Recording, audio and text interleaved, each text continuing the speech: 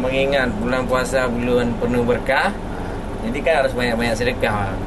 Jadi ini salah satu sedekah biologis ya. Ya.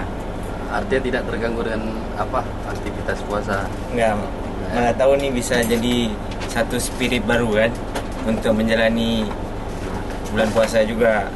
Karena kan kita mau meninggalkan bulan puasa, ya kan? Jadi kita isi dengan hal-hal yang bermanfaat.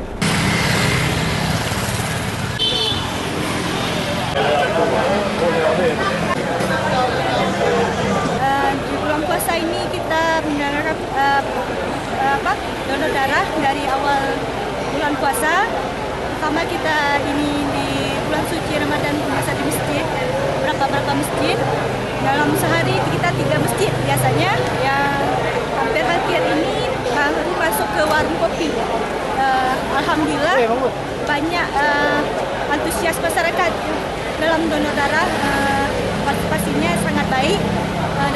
Apalagi dalam bulan puasa ini pahalanya sangat banyak, berlipat ganda ya.